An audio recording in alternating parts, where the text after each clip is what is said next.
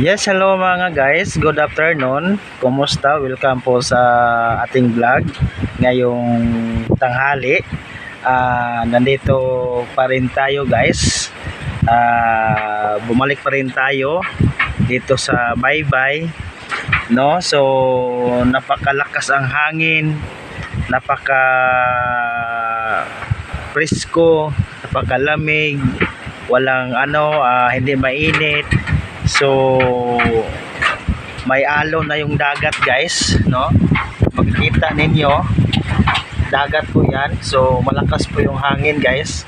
Kaya nandito po tayo sa dito sa may Tambayanan, sa Bisaya pa is Tambayanan. Pag naboring ka sa buhay mo, so pwede ka dito na makaupo, magdala ng mga pagkain.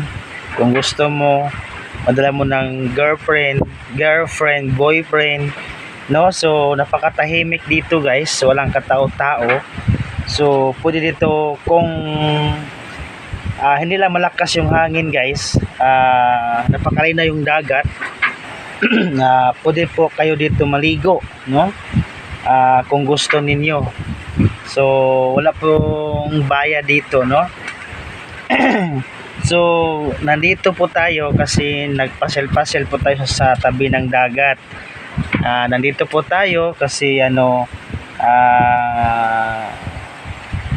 umupo. Sa Bisaya pa is nagmuni-muni, no? Nagmuni-muni sa buhay, kung ano ang gagawin, ano ang dapat gawin para mabili natin yung isang haligi ng SM. No? So guys, kumusta po ang ating pagdiriwang ng undas? So iwan ko ba kung totoo ba, maraming mga pagkain daw na kinuha na doon sa sementeryo. So iwan ko ba bakit manguha kayo ng pagkain na hindi naman sa inyo yan, no? Kung nagugutom kayo, bakit hindi kayo humingi sa may-ari? No? So siguro mga gutom na sigurong tao na yan kaya kinuha. So kaunting respeto lang po, no? Kaunting respeto kasi hindi yan para sa inyo, para po yan sa mahal nila sa buhay na sumakabilang buhay. So matiwasay naman, no? Matiwasay naman yung pagdiriwang natin ng undas.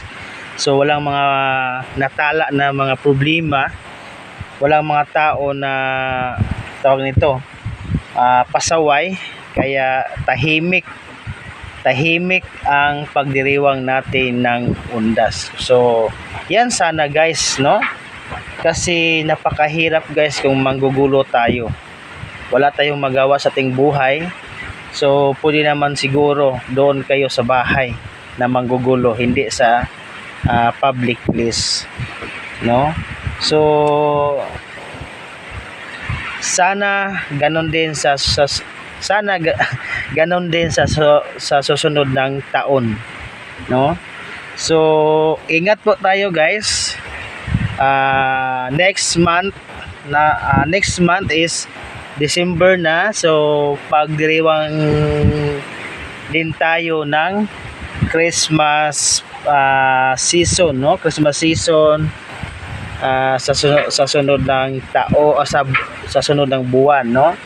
So napakagasto talaga guys, no? Pag maghanda ka, pag magdiwang ka ng no? Kaya tawag nito, dapat mag-ipon, no? Dapat mag-ipon kasi November, December, tapos yung New Year, no?